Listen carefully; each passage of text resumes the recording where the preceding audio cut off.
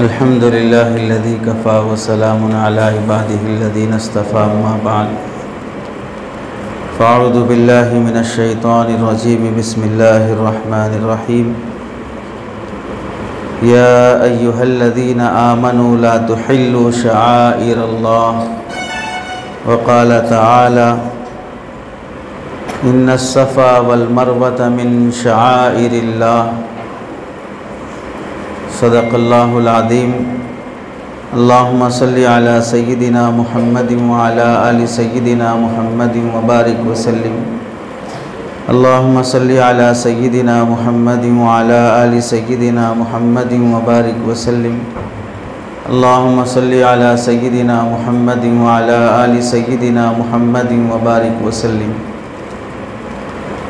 Stage पर जलवा अफरोज़ काबिल क़द्र वाजिबुल एहतराम मुअज़्ज़ज़ उलमा इकराम, मेहमानान इज़ाम, अज़ीज़ तलबा,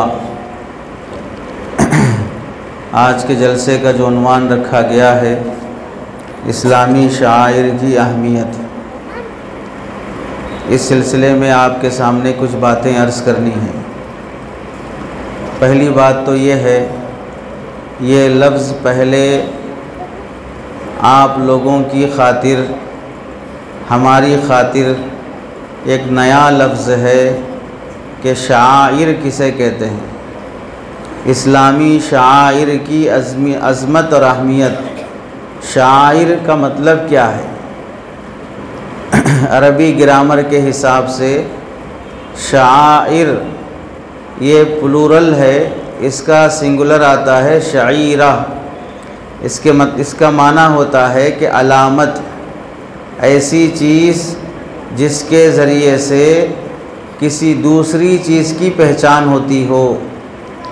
आदमी अगर पगड़ी बांधा हुआ है, मैं पगड़ी बांधा हुआ हूँ और एक सरदार जी भी पगड़ी बांधते हैं, दोनों की पगड़ी एक ही दिखती है या फ़र्क रहती है?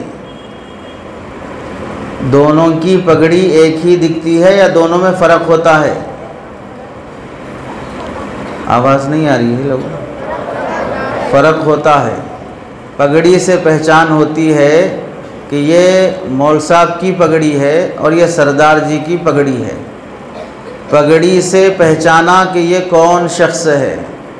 अगर कोई शख्स पेशानी पर बट्टू लगाकर हो और 3 लकीरें सफ़ेद अपनी पेशानी पर खींची हुई हों और अपने गले में, कमर में जुन्नार और नाड़ा बांधा हुआ हो, लटका कर रखा हो, तो उससे आदमी पहचान लेता है। और अगर वो ज़ाफ़रानी कलर के कपड़े पहने हों तो पहचान लेता है कि ये कोई स्वामी जी हैं।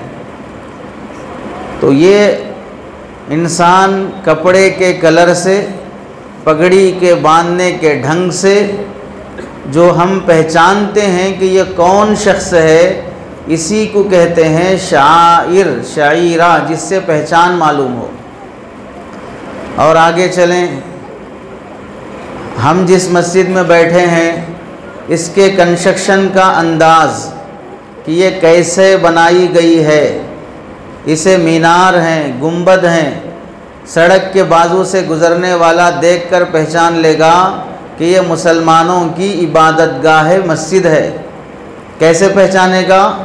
मस्जिद का कलर देखेगा, वाइट कलर है, फिर हरा गुंबद है, मीनार है, इससे पहचानेगा कि ये मुसलमानों की इबादतगाह है और उनकी बिल्डिंग और उनकी इमारत है।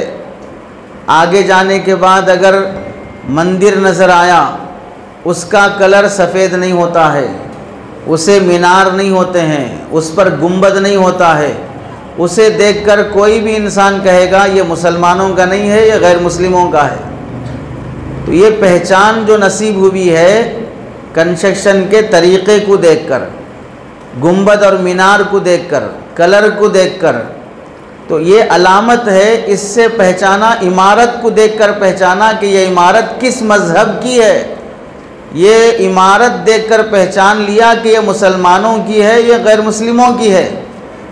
इसी को कहते हैं शाइर, कि देख के पहचान लेना कि ये कौन से रिलीजियस से रिलेटेड है, किससे ताल्लुक़ रखता है। तो पहले मैंने आपके सामने ये वजाहत करने की कोशिश की कि इस्लामी शाइर किसे कहते हैं। उसमें से मैंने समझाया कि पहले शाइर समझो। शाइर मतलब ऐसी अलामत जिससे मज़हब का पता चल सके और मज़हब में उसकी अहमियत और अज़मत ख़ुद मज़हब वाले ने बयान की हो। ये मज़हब इस्लाम है। अल्लाह ने इसमें चंद बातों को ऐसा बड़ा मकाम और दर्जा देकर रखा है कि वो मज़हब की अलामत के तौर पर जाने पहचाने जाते हैं। उसका एहतराम, उसकी इज़्ज़त हर मुसलमान पर लाजिम और ज़रूरी रहती है। यह है इस्लामी शाइर। इस्लामी शाइर का कुरान मजीद में 4 जगहों पर अल्लाह ने शाइर का तज़किरा किया है। पहली जगह है इन्ना सफ़ा वल मरवत मिन शाइरिल्लाह। हज और उम्रा करने के लिए जाते हुए सफ़ा मरवा की जो सई करते हैं वो अल्लाह के शाइर में से है, वो इस्लाम की अलामतों में से है जिसका एहतराम, जिसकी अज़मत लाजिम है। दूसरी जगह अल्लाह ने ज़िक्र किया या अय्युहल्लज़ीना आमनू ला तुहिल्लू शआइरल्लाह। ऐ ईमान वालों, खुदा के नाम पर अल्लाह की बनाई हुई अलामत के तौर पर बनाई हुई चीज़ों की बेहुरमती न करो।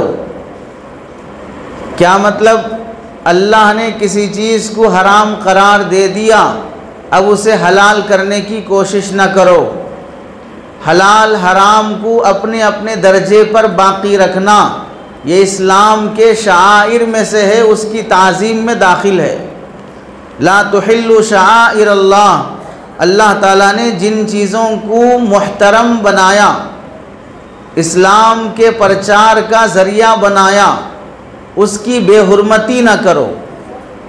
तीसरी जगह अल्लाह ताला ने कुरान मजीद में जहाँ शाइर का तज़किरा किया है ज़ालिका वमन युअज़्ज़िम शआइरल्लाहि फ़इन्नहा मिन तक़वल क़ुलूब, कि जो आदमी अल्लाह की बनाई हुई शाइर अलामतों का एहतराम करता है, इज़्ज़त करता है, ये उसके तक़वे की बात है, मुत्तकी होने की अलामत है।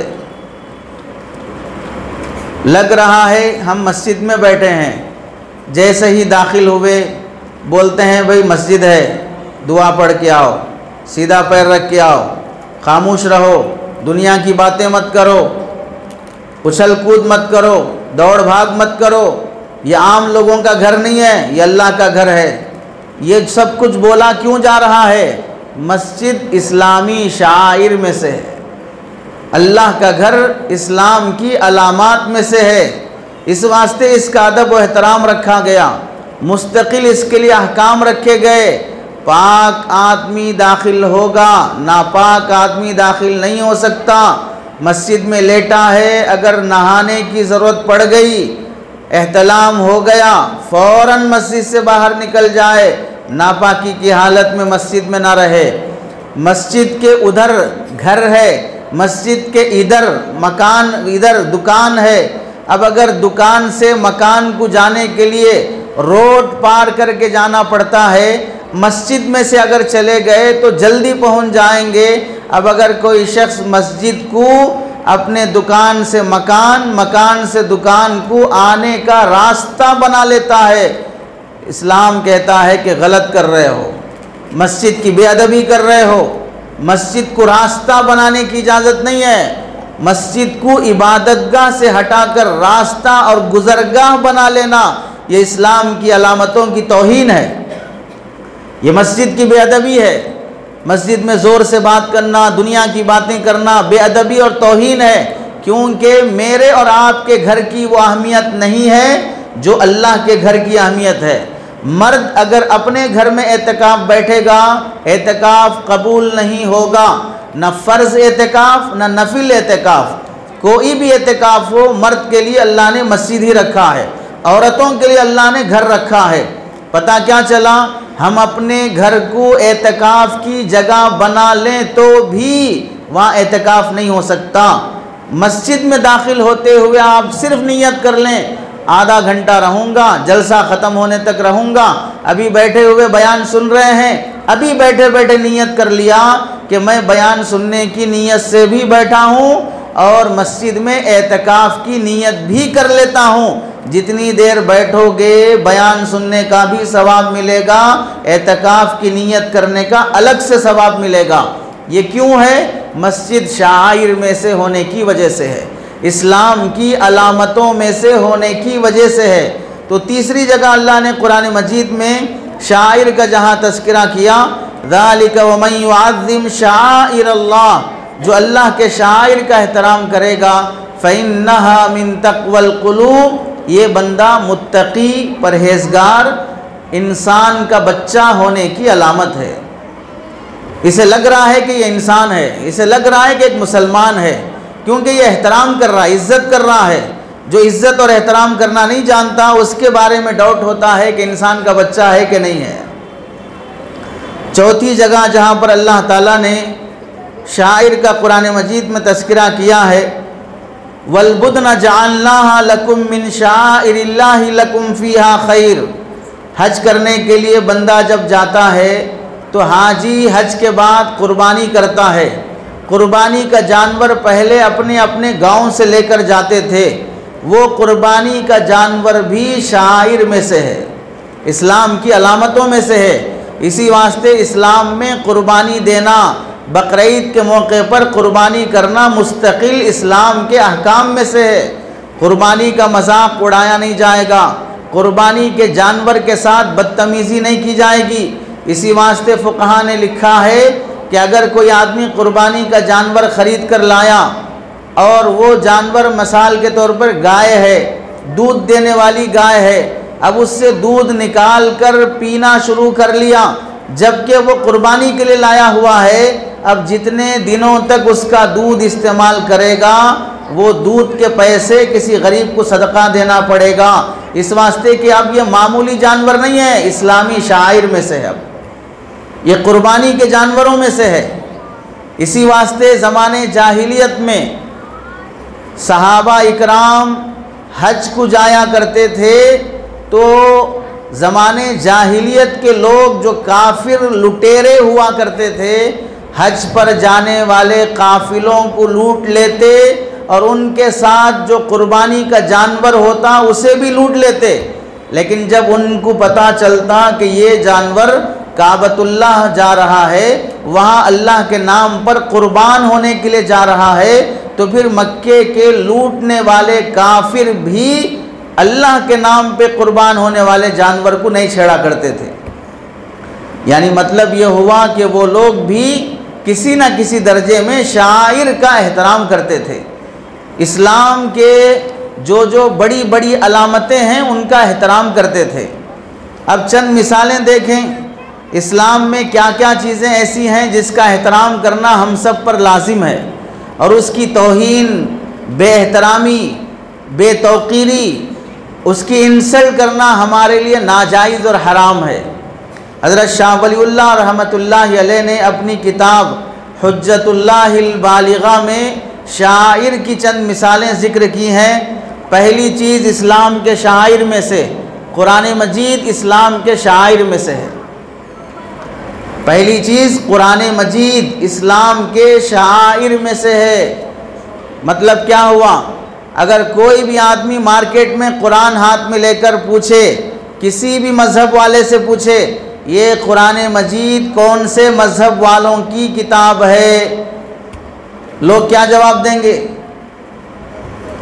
हर मज़हब वाले की किताब है ये बोलेंगे, या कहेंगे नहीं ये मुसलमानों के मज़हब की, इस्लाम और मुसलमानों के मज़हब की किताब है। कुरान मजीद कोई भी मज़हब वाला देखेगा, नज़र पड़ेगी तो कहेगा ये मुसलमानों की है। गीता कोई आदमी हाथ में ले और पूछे भाई ये कौन से मज़हब वालों की है, बोलेंगे ये हिंदू मज़हब वालों की है। बाइबल कोई हाथ में ले और पूछे ये कौन से मज़हब वालों की है, लोग कहेंगे ये ईसाइयों की है। पता चला हर मज़हब की एक किताब है, उस किताब से मज़हब का पता चलता है।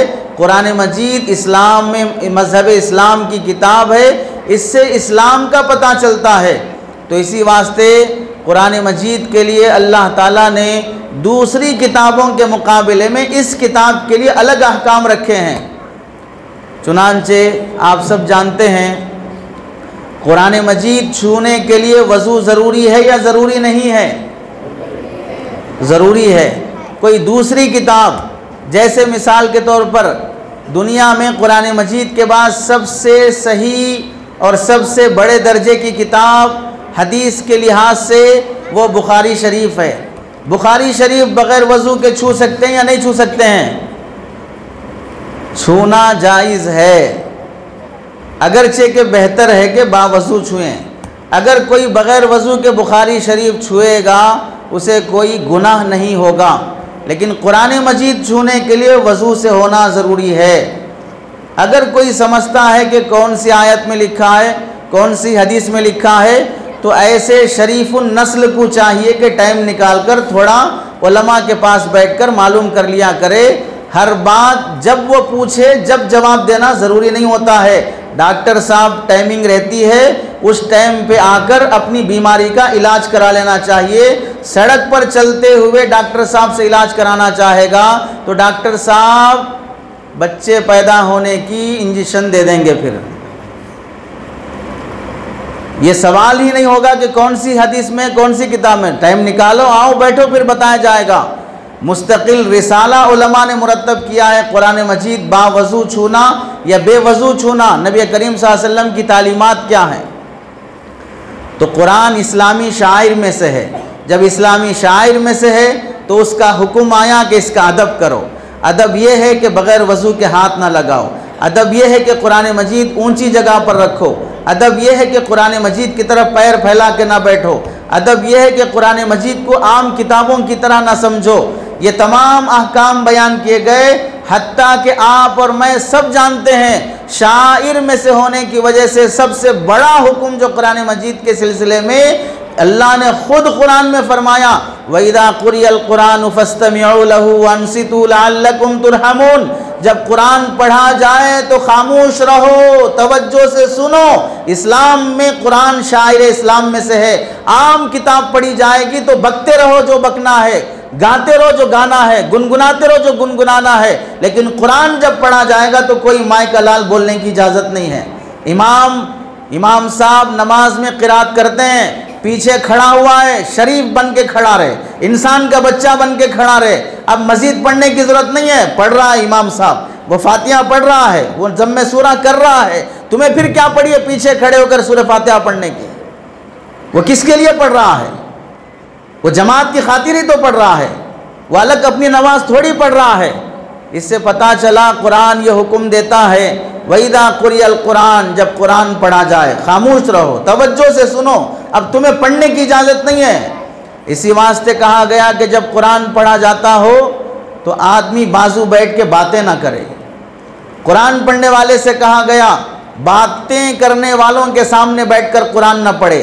ऑलरेडी एक ग्रुप बैठकर बातें कर रहा है, ये वहाँ बीच में ले जाके कुरान पढ़ना शुरू कर दिया। तुम कुरान की बेअदबी कर रहे हो, यहाँ क्यों आके बैठ के पढ़ रहे हो? जाओ कोने में जाके बैठ के पढ़ो। ये लोग बातें कर रहे हैं, यहाँ बैठ के मत पढ़ो। और अगर कोई कुरान ऑलरेडी पढ़ रहा है, बाद में चंद लोग आकर उसके बाजू बैठ के बातें कर रहे हैं, उन्हें सबक सिखाया जाएगा, बदतमीज़ उठो यहाँ से, यहाँ कुरान पढ़ रहा है, तुम आके बाजू बैठ के बातें कर रहे हो। ये कुरान शायर में से है, इसका एहतराम सिखाया गया, इसका अदब सिखाया गया। लेकिन एक बात याद रखें, फ़ुक़हा ने यहाँ पर बहुत बारीक बात लिखी है। हिंदुस्तान की एक बड़ी मशहूर उलमा की जमात औरंगज़ेब आलमगीर रहमतुल्लाह अलैह के ज़माने में बनाई गई। 500 उलमा ने मिलकर एक किताब लिखी फ़िक़ह की, उसका नाम है फ़तावा आलमगीरी, अल-फ़तावा अल-हिंदिया के नाम से मशहूर है। उसमें यह मसला लिखा हुआ है कि कुरान मजीद सामने लटका कर या सामने किसी टेबल पर रख कर उधर रुख करके नमाज पढ़ना मकरूह है, क्योंकि कुरान का एहतराम अज़मत ज़रूरी है, लेकिन कुरान को सजदा नहीं किया जाएगा, कुरान को माबूद नहीं बनाया जाएगा। इसलिए सामने कुरान मजीद रखा हो, अज़मत से कहीं इबादत लाजिम ना आ जाए, इस फ़र्क के लिए कहा जाता है कि कुरान सामने रखकर सजदा ना करो और इबादत ना करो। कुरान की अज़मत अपनी जगह पर, लेकिन कुरान की इबादत नहीं की जाएगी, इबादत सिर्फ अल्लाह की जाएगी। ताज़ीम, अज़मत और इबादत का फ़र्क बहुत बारीक फ़ुक़हा ने मलहूज़ रखा है। तो शायर इस्लाम में से पहली चीज़ है कुरान मजीद, जिसका एहतराम ज़रूरी है, उसके आदाब और अहकाम सिखाए गए। अफसोस की बात यह है, यही कुरान मजीद मदरसों में पढ़ाया जाता है, यही कुरान मजीद पढ़कर बच्चे हाफिज़ बनते हैं, यही कुरान मजीद नमाज में पढ़ा जाता है, यही कुरान मजीद रमज़ान में तरावी में पढ़ा जाता है। हमारा हाल देख लीजिए, ये कुरान इस्लाम की अलामतों में से है। कुरान से इस्लाम का इंट्रोडक्शन होता है, इस्लाम का तारुफ़ होता है, इस्लाम की रहबरी कुरान में मौजूद है। उसके बावजूद भी ना तरावी में पढ़े जाने वाले कुरान की हमें अज़मत और कदर होती है। पहला अशरा शुरू होगा, रमज़ान के नए दूल्हे पहली दूसरी तीसरी रकात में तरावी में आगे आगे रहेंगे, मस्जिदें भर जाएंगी। 3-4 तरावी होने के बाद आहिस्ता आहिस्ता ये सारे नौजवान जो बड़े शौक़ से दूल्हे बन के आए थे, 3-4 तरावी के बाद अब पीछे बैठकर मोबाइल में क्रिकेट देखते रहेंगे, क्रिकेट में वीडियो गेम खेलते रहेंगे। जैसे ही इमाम साहब रुकू में जाने के लिए आएंगे, भागे भागे हुए आकर रुकू में शामिल हो जाएंगे। पहली रकात का कुरान सुनने के लिए तैयार नहीं होंगे। ये मस्जिद में होकर बाजमात नमाज में रहकर पीछे बैठकर कुरान मजीद की और तरावी की तौहीन और तहकीर होती है। किस कदर बदतमीज़ी की बात है। अरे अल्लाह के बंदों, इस्लाम का हुक्म यहाँ तक है, इज़ा उक़ीमतिल जमाअतु फ़ला सलाह, जब नमाज जमात के साथ खड़ी कर दी जाए तो अब कोई दूसरा आदमी अपनी पर्सनल नफिल नमाज भी ना पढ़े, छोड़ दो अपनी पर्सनल नमाज, आके जमात में शामिल हो जाओ। इतना एहतराम सिखाया गया जमात का कि अगर जमात चल रही हो, अलग से तुम नमाज हरगिज़ नहीं पढ़ना, आके जमात में शामिल हो जाना।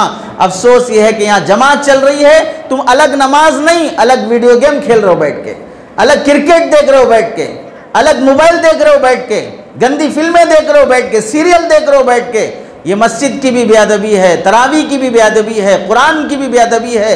इस कदर बेअदबी अल्लाह के घर में हो रही हो तो फिर अल्लाह ताला ऐसे नौजवानों को सैलरी, नौकरी, जॉब, ज़ाती मकान, बैंक बैलेंस, ये सब नहीं, एक कॉलेज से पढ़ के निकलने के बाद 5-5 साल अपने डॉक्यूमेंट्स लेकर इंटरव्यू देते हुए भीख मांगना पड़ेगा जॉब के वास्ते। 5 साल से जॉब सर्च कर रहा हूँ। ये बदतमीज़ी जो अल्लाह के घर में हो रही है, अल्लाह रोज़ी रोटी से महरूम कर देते हैं। तो शायर में से पहला शिआर कुरान मजीद, जिसका अदब व एहतराम ज़रूरी है। तरावी में पढ़े जाने वाले कुरान का एहतराम किया जाए। पढ़ने वाले हाफिज़ साहब इतना तेज़ कि राजधानी एक्सप्रेस से भी ज़्यादा भाग रहे हैं। वज़ू बना के आने वाला आने तक इमाम साहब क़ियाम से फारिग होकर रुकू में चले गए, वो झुकने तक ही उड़ गए, वो झुके तक वो सजदे में चले गए। इतना ज़्यादा फाश हाफिज़ साहब को भगाने की ज़रूरत नहीं है। अगर कोई हाफिज़ साहब गलती से ऐसा फाश भाग रहे हों, हाथ पकड़ के दरख्वास्त कर लें कि इमाम साहब हमें साथ लेके चलिए, आप इतना फाश ना जाइए, आप बुराक पर सवार हैं, हम साइकिल में जा रहे हैं, आप इतना तेज़ भागेंगे तो हम आपको कहाँ पकड़ सकेंगे। आप पुलसरात पर बिजली की तरह पार मत होइए, आप हमारे साथ चलिए ताकि हम तरावी आपके साथ पढ़ें। ये दरख्वास्त करने के बजाय अगर इमाम साहब थोड़ा सुकून से पढ़ाते हों तो तरावी के बाद आके बोलते हैं पौन घंटा, सवा घंटा, 1.5 घंटा हो गया हाफिज़ साहब, थोड़ा तेज़ पढ़ो, थोड़ा जल्दी पढ़ो। कुरान मजीद समझ में आया, नहीं समझ में आया। एक नौजवान को गाने में गवैया क्या बोल रहा है वो कानों में समझ में आ रहा है, इस वास्ते नाच रहा है। गानों क्या माना समझ में आया तो नाचने के लिए बदन खुद ब खुद हरकत में आया। कुरान में अल्लाह क्या बोल रहा है समझ में नहीं आया, इस वास्ते कुरानों पे कुरान हो रहे हैं। ना रोना आ रहा है, ना हंसना आ रहा है, ना तौबा हो रही है, ना माफ़ी हो रही है, कुछ नहीं हो रहा है। ऐसा चल रहा है पता गोया के भैंस के सामने बीन बजाई जा रही हो या भैंस के सामने अल्लामा इकबाल के अशार पढ़े जा रहे हैं। तो वहाँ पर ना कोई सुभान अल्लाह बोलेगी भैंस, वहाँ पर ना कोई बैल माशाअल्लाह बोलेगा। बैल को मालूम ही नहीं कि अल्लामा इकबाल कौन है, बैल को मालूम ही नहीं कि अल्लामा इकबाल के अशार क्या हैं, बैल को मालूम ही नहीं कि शायर को दाद देना चाहिए, सुभान अल्लाह कहना चाहिए। जहाँ ये नादानी है वैसी नादानी यहाँ पर कुरान के साथ की जा रही है। इस्लाम के शायर में से दूसरा शिआर नमाज, ये हज़रत शाह वलीउल्लाह मुहद्दिस देहलवी रहमतुल्लाह अलैह के लिखे हुए शायर का तस्करा हो रहा है। दूसरी चीज़ है नमाज। नमाज का मुस्तकिल एहतराम सिखाया गया, चुनांचे टाइम होने से पहले पढ़ने की इजाज़त नहीं है, टाइम पे अदा करना ज़रूरी है, टाइम होने के बाद क़ज़ा का हुक्म है, छोड़ी नहीं जाएगी, तौबा से माफ़ नहीं होगी। पाक साफ होकर वज़ू बनाकर एक बाल बराबर भी सूखा ना रहे, कपड़े पाक है क्या देखो, जिस्म पाक है क्या देखो, जगह पाक है क्या देखो, क़िबला रूह है क्या देखो, वक्त नमाज का हुआ क्या देखो। इन शराइत के साथ नमाज पढ़ने का हुक्म दिया गया, वरना तो आदमी झुकता उठता तो दिन में 10 बार है, झुकता उठता तो दिन में 10 बार है, लेकिन नमाज में खड़े होने, नमाज में झुकने, नमाज में सजदा करने और बैठने के लिए पाकी सफाई और 10 शराइत लगाए गए। इन शर्तों के साथ नमाज दुरुस्त होगी। और ये शिआर का भी देख लीजिए क्या मजाक हो रहा है। कितने नमाजी हैं और कितने लोगों को नमाज की फ़राइज़ मालूम है, वाजिबात मालूम है, सुन्नतें मालूम है, और कितने फ़ीसद मुसलमान नमाज पढ़ने वाले हैं। तीसरा शिआर है इस्लाम में से मुहम्मदुर रसूलुल्लाह सल्लल्लाहु अलैहि वसल्लम, आपकी ज़ात इस्लाम के शायर में से है। इस वास्ते जब भी आपका नाम लिया जाएगा अदब से लिया जाएगा। नबी करीम सल्लल्लाहु अलैहि वसल्लम के शान में बेअदबी वाले जुमले नहीं बोले जाएंगे। इसीलिए आप अलैहिस्सलाम के बारे में मनकूल है, किसी महफिल में नबी का नाम आए और उस पर दरूद ना पड़े तो उस बंदे पर अल्लाह की लानत हो। ये वईद क्यों आई है? ये नबी हैं, ये आम इंसानों की तरह नहीं है। इनका नाम जब आए तो अज़मत और एहतराम के साथ दरूद पढ़ा जाए। फ़ुक़हा ने दीगर अहादीस की रोशनी में सहूलत दी है कि भाई मजलिस में एक बार भी दरूद पढ़ लो काफ़ी है, हर बार दरूद पढ़ना वाजिब नहीं, अलबत्ता मुस्तहब है, अच्छा है, नबी से ताल्लुक़ की बात है। इसी वास्ते अगर किसी भी जगह पर नबी करीम सल्लल्लाहु अलैहि वसल्लम का नाउज़ बिल्लाह कार्टून बनाया जाता हो, आपके नाम की फ़िल्म बनाई जाती हो, आपकी तौहीन की जाती हो, आपके आमाल से मुताल्लिक़, आपकी शादी ब्याह से मुताल्लिक़ कोई भी छिचोरी हरकत करते हों, मुसलमान गुस्से में, जज्बे में इसी वास्ते आता है कि हमारा उनसे ताल्लुक़ है, वो हमारे नबी हैं, उन्हीं के ज़रिए से इस्लाम दुनिया में आया है, कुरान उन्हीं पर नाजिल हुआ है, शरीयत उन्होंने हमको दी है। जब कुरान की अज़मत ज़रूरी है तो कुरान तो मोहम्मद सल्लल्लाहु अलैहि वसल्लम पे उतरा है। नमाज ज़रूरी है, जो शायर में से है वो नमाज तो हुजूर ने हमें सिखाई है। तो इससे पता चला इन चीज़ों की जहाँ अज़मत और एहतराम है, वहीं रसूलुल्लाह सल्लल्लाहु अलैहि वसल्लम की अज़मत और उनका एहतराम भी ज़रूरी है। चौथी चीज़ इस्लाम के शायर में से बैतुल्लाह है, काबतुल्लाह, जहाँ हम हज करने, उम्रा करने के लिए जाते हैं और वहाँ तवाफ़ करते हैं, वो इस्लाम के शायर में से है। और 100 में से 40%, 50% लोगों को काबतुल्लाह की हाज़िरी नसीब होती होगी, वहाँ तवाफ़ भी करते हैं, हजर अस्वद का बोसा भी लेते हैं। लेकिन सारे मुसलमान नमाज पढ़ने के लिए अपना रुख किधर करते हैं? काबे की तरफ ही रुख करते हैं। काबे की तरफ रुख करने का ये हुक्म काबे का एहतराम है, इसमें काबे की अज़मत है। इसी वास्ते काबतुल्लाह की तरफ पैर फैलाकर बैठना बेअदबी है। काबे की तरफ चेहरा करके या पीठ करके छोटे इस्तिंजा या बड़े इस्तिंजा से फारिग होना बेअदबी है। ये अहकाम क्यों रखे गए? अगरचे कि काबा यहाँ से हज़ारों किलोमीटर दूर है, लेकिन जिस सिमत में काबा पड़ता है उस सिमत की तरफ भी तुम्हें पेशाब पैखाना करने की इजाज़त नहीं है। हज़ारों किलोमीटर दूर काबे की बेअदबी है अगर तुम यहाँ बैठकर भी उधर पेशाब पैखाना करोगे। ये शायर में होने की वजह से है। इसकी अज़मत और इसका मकाम इससे समझो कि अल्लाह ने कितना बड़ा मकाम रखा है कि यहाँ से 1000 किलोमीटर, 5000 किलोमीटर, 7000 किलोमीटर दूर है काबतुल्लाह, फिर भी मैं उसकी तरफ पैर नहीं फैला सकता हूँ। ये बेअदबी है समाज के लिहाज से। मैं उधर रुक करके पेशाब नहीं कर सकता हूँ, अपने घर का टॉयलेट उधर नहीं बना सकता हूँ, और जिनके बने हुए हैं उन्हें तोड़कर दुरुस्त करना चाहिए। वहाँ पर बैठकर किबले की तरफ पीठ या पेट करके इस्तिंजा करने की हरगिज़ इजाज़त नहीं होगी। ये इस्लाम के शायर में, हत्ता के आप अलैहिस्सलाम के ज़माने में हदीस में आता है, एक सहाबी को अल्लाह के नबी अलैहिस्सलाम ने एक मस्जिद का इमाम बनाया। चंद दिनों के बाद देखा कि गलती से वो इमाम साहब आते हुए रास्ते में थूके, लेकिन जिधर उन्होंने थूका वो किबले की तरफ रुख था उधर, तो उन्होंने किबला रू होकर थूका। अल्लाह के नबी अलैहिस्सलाम ने देखा या मालूम हुआ तो आप अलैहिस्सलाम ने उन्हें इमामत से हटा दिया कि आपको किधर थूकना है मालूम नहीं है तो आप क्या इमाम बन सकते हैं। अब बताइए कितनी बड़ी अज़मत है शायर की। सिर्फ काबे की मकसद नहीं है, इस्लाम ने जिन चीज़ों को इस्लाम के अलामत के तौर पे करार दिया है उसकी तौहीन नहीं की जा सकती। अगर हम लोगों को अभी भी समझ में नहीं आया कि भाई शायर की इतनी अज़मत है, तो आप थोड़ा हमारी हिंदुस्तान की 2-3 मिसालों से समझ लो। हिंदुस्तान का जो झंडा है ऊपर कौन सा कलर है?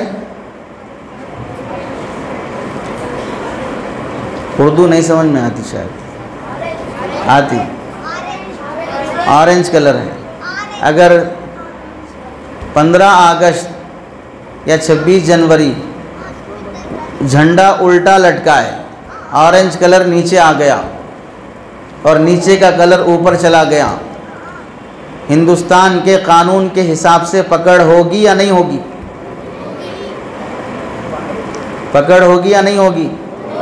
भाई झंडा तो वही है, सिर्फ थोड़ा ऊपर नीचे हुआ है। हिंदुस्तान का कानून बर्दाश्त नहीं करेगा।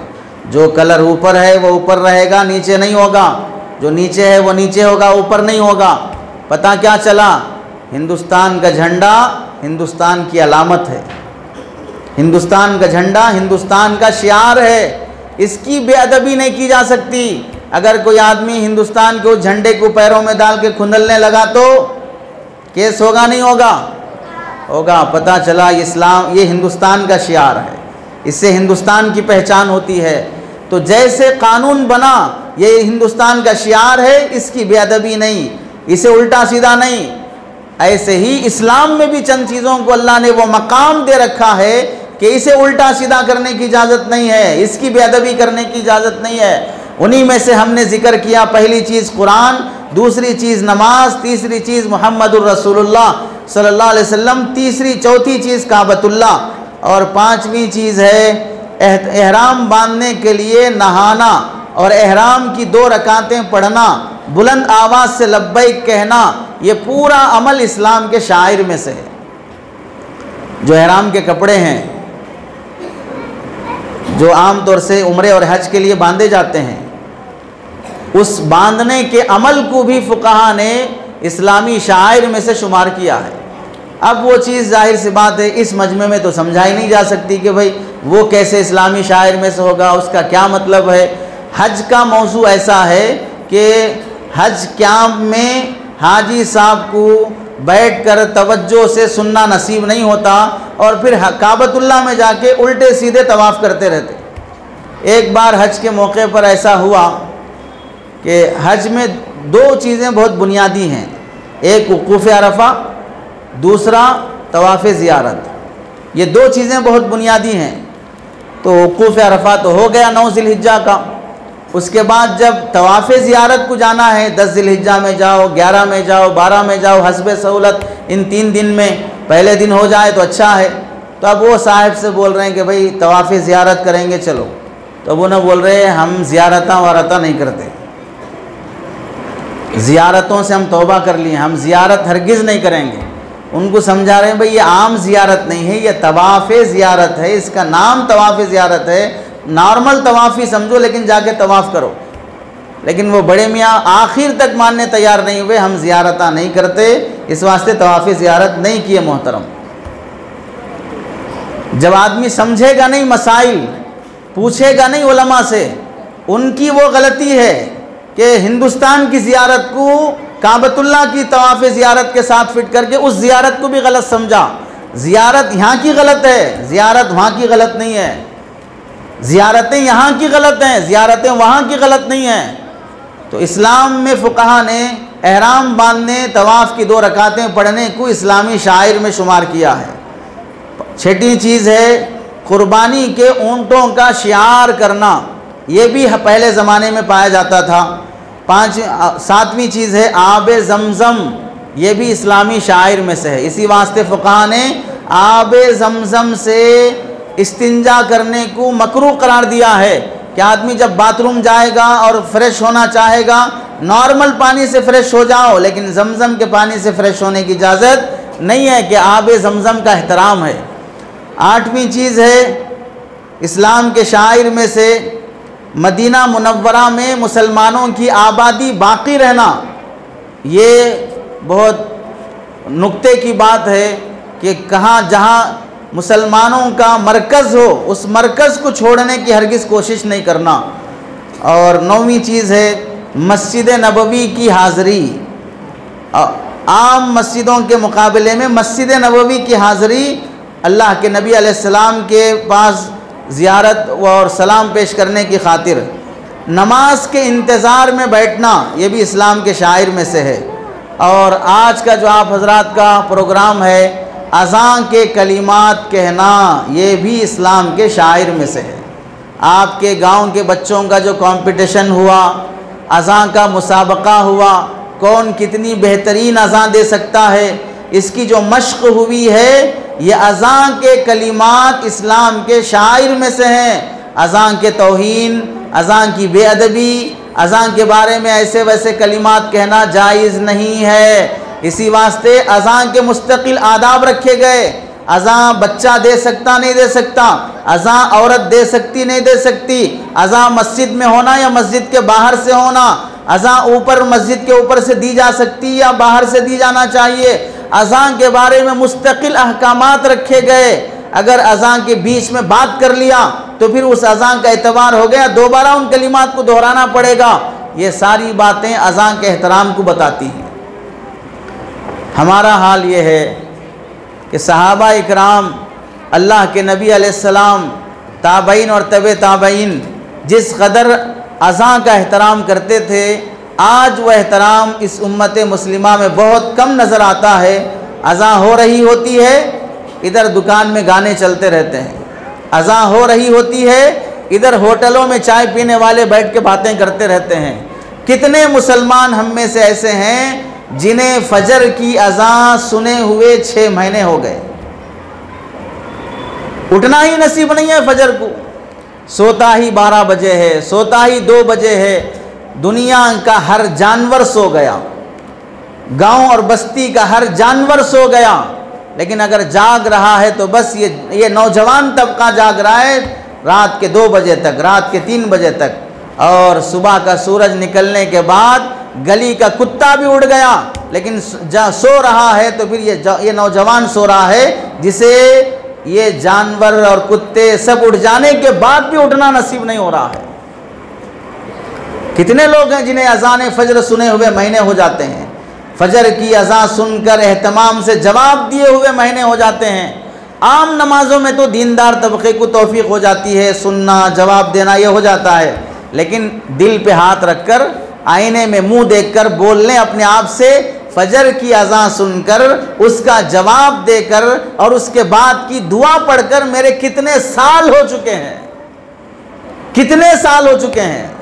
हर कोई उठता ही फजर की अज़ान के बाद है, और उठ गए वो भी गनीमत है, उठ जाएं तो अज़ान का एहतराम हम सब पर ज़रूरी है।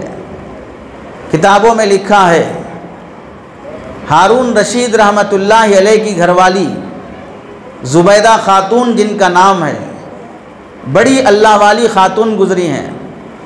इनकी ज़िंदगी और इनकी हिस्ट्री में लिखा है, ज़ुबैदा खातून का सबसे बड़ा कारनामा है नहर ज़ुबैदा। हज पर जब आई, हाजियों के लिए पानी का इंतज़ाम नहीं था, तो उसने इराक़ बगदाद से लेकर मक्का मुकर्रमा तक एक नहर बनाई और वहाँ से मक्का मुकर्रमा के लोगों को पानी पहुँचाने का सिस्टम बनाया। किताबों में लिखा है तकरीबन 300 साल से ज़ायद उस नहर से पानी मिलता रहा। 300 साल से ज़ायद उस नहर से हाजियों को पानी मिलता रहा। उस नहर के बनाने पर करोड़ों रुपए खर्च आए। जब उसके इंजीनियर से बात हुई कि कितना खर्च आएगा, उसने कहा आपका पूरा ख़जाना ख़त्म हो जाएगा ये पानी की नहर बनाने के खातिर। एक कुदाल मारने पर एक सोने की अशरफी या चांदी की अशरफी खर्च होगी, एक कुदाल मारने पर। अब पूरी नहर खोद के वहाँ तक पानी पहुँचाना कितना खर्च होगा। और अजीब इंजीनियरिंग है उसने जो की है उस खातून ने। पहाड़ों पर से नहर गुजर रही है मगर पानी की रफ्तार और रवानी में कोई फ़र्क नहीं आ रहा है। उस प्लानिंग के साथ उसने नहर बनाई, पूरी नहर बन गई, पानी का सिस्टम चालू हो गया। उसके बाद इंजीनियर ने आकर पूरा हिसाब पेश किया कि नहर बनाने में इतने करोड़ खर्च हुए हैं। जब वो हिसाब के पेपर लेके आया, ज़ुबैदा खातून ने एक जुमला कहा, तरकनल हिसाब अल यौमिल हिसाब, नहर का हिसाब लेना हमने छोड़ दिया है। हिसाब के दिन अल्लाह हमारा हिसाब कर देगा, क़ियामत के दिन अल्लाह हमें पार कर देगा, अब इस हिसाब की हमें ज़रूरत नहीं है। ये बड़ा कारनामा। दूसरा बड़ा कारनामा, ज़ुबैदा खातून के महल में 100 बांदियाँ हमेशा वो रहा करती थीं जो 24 घंटे बारी बारी कुरान मजीद की तिलावत किया करती थी। 24 घंटों में से कोई एक मिनट ऐसा खाली नहीं जाता कि उसके महल में कुरान की तिलावत ना होती हो। सैलरी देकर, तनख्वाह देकर वो उन्हें रखा करती थी कुरान की तिलावत पर। ये 2 बड़े कारनामे हैं। इंतकाल होने के बाद किसी ने ख्वाब में देखा, पूछा कि तुम्हारी मग़फ़िरत कैसे हुई, अल्लाह ने क्या मामला किया? तो उस खातून ने कहा नहर ज़ुबैदा का करिश्मा और उसकी नेमत तो एक तरफ, कुरान की नेमत एक तरफ, बस अल्लाह ने जो मेरी मग़फ़िरत फ़रमाई है वो अज़ां की बदौलत फ़रमाई है। क्या हुआ? मैं अपने महल के बागीचे में बैठे अपनी सहेलियों के साथ बातें कर रही थी, इतने में अज़ां की आवाज़ मेरे कानों में पड़ी, तो हंसने वाली तमाम सहेलियों को मैंने कहा खामोश हो जाओ, अज़ां हो रही है, और आहिस्ता से मैंने अपना सर पे दुपट्टा डाल लिया। अज़ां के उस एहतराम की वजह से अल्लाह ताला ने मेरी बख्शिश और मग़फ़िरत फरमा दी। हमारे बचपन में हमारे माँ बाप और दादा दादी जो बूढ़े हजरात हैं, उनसे हमने देखा भी सीखा भी कि जब अज़ां होती है तो ये बूढ़ी औरतें फ़ौरन बोलती थी अब अज़ां हो रही, खामोश रहो, हाथ रख लो, सर पे हाथ रखो। खुद भी हाथ रखती थी, पल्लो डाल लेती थी और बच्चे को खामोश करा देती थी, तवज्जो से सुनती थी, फिर बच्चों का हाथ लेकर, हाथ उठाकर दुआ मांगती थी। उस ज़माने की 25 साल 30 साल पहले की औरतें। और आज के ना मर्दों को ख्याल, ना औरतों को ख्याल, ना बीवियों को ख्याल। शायद 80% घरों का हाल ऐसा है जहाँ पर अज़ां की दुआ, अज़ां के मौके पर खामोश बिठाना। बच्चा मोबाइल में वीडियो गेम खेल रहा है, कार्टून डाल रहा है, गाने सुन रहा है, म्यूज़िक आ रही है, सब चल रहा है, लेकिन अज़ां का एहतराम ना माँ को है, ना बाप को है, ना औलाद को है। अरे भाई, अज़ां का एहतराम आना उस वक्त होगा जबकि अज़ां देने वाला मुअज़्ज़िन, उसका कम से कम इज़्ज़त और एहतराम रहे। अज़ां देने वाला किसकी तरफ बुला रहा है, कहाँ बुला रहा है?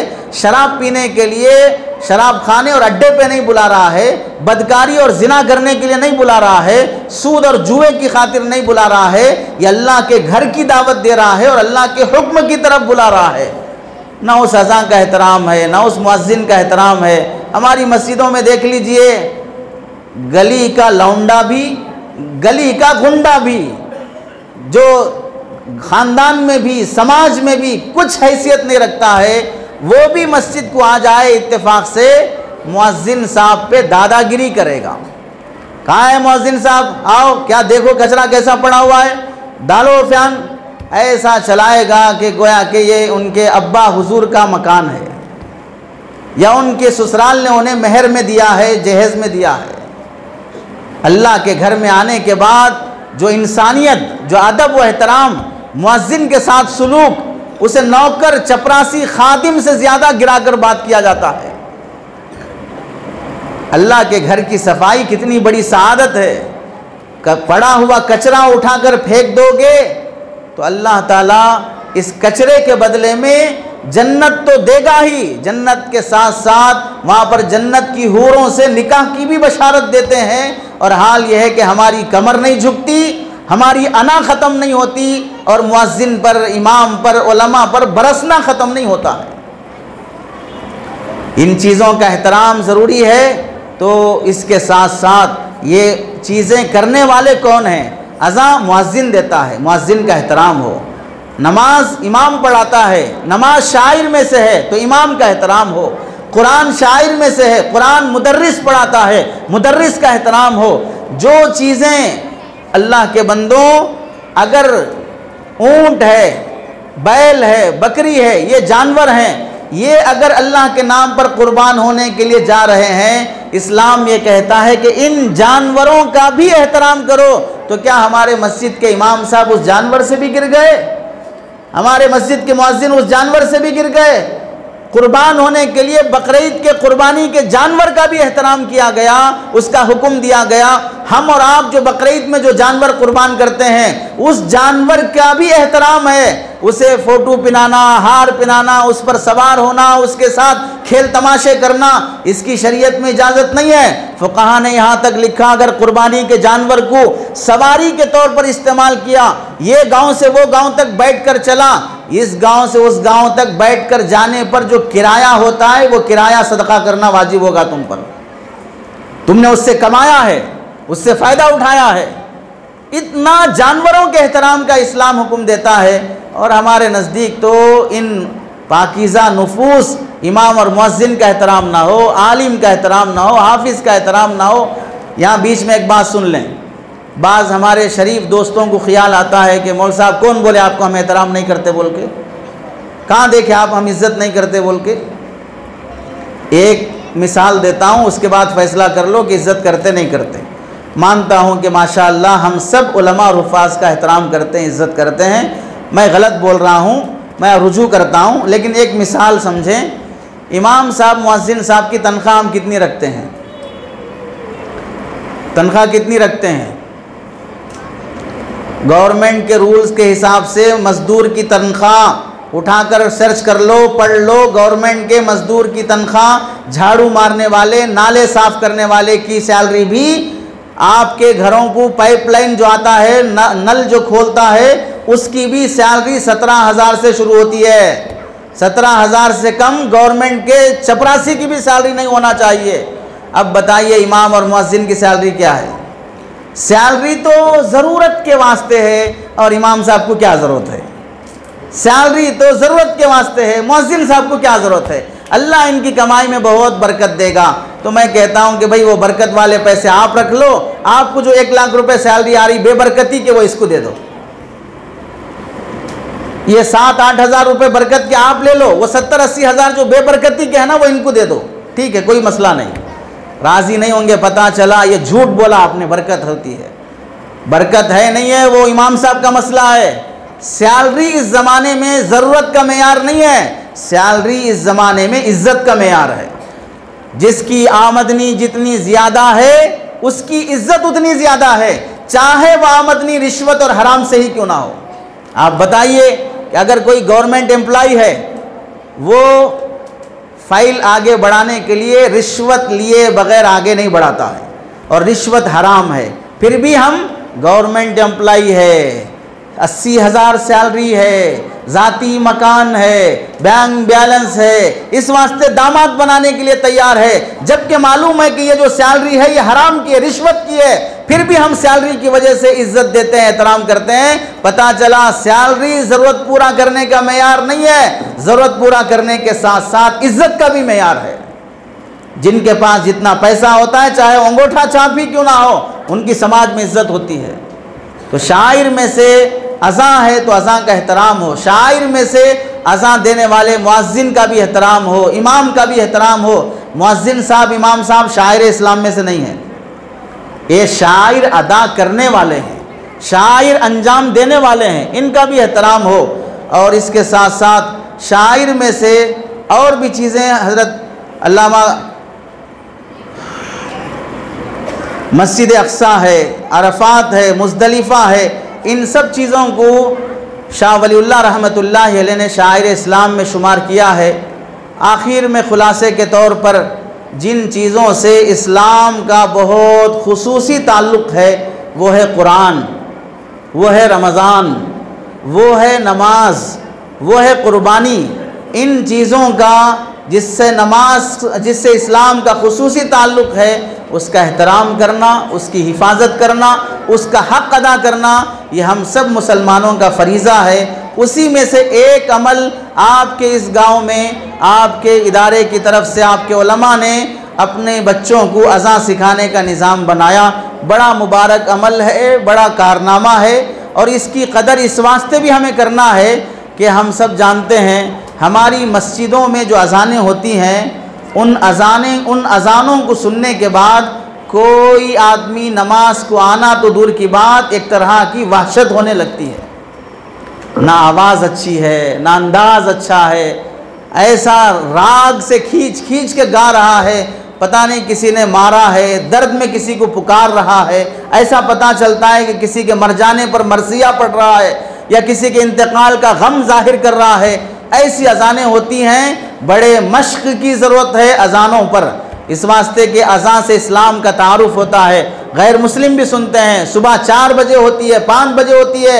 अगर बेहतरीन आवाज़ से, अच्छी आवाज़ से अज़ान होगी तो यही काफ़ी है इन नाफरमानों और नफ़रत के पुजारियों के दिलों में इस्लाम की मोहब्बत पैदा करने की खातिर अज़ान की बेहतरीन आवाज़ से ये ख़ुद इस्लाम की तरफ लपक कर आएंगे।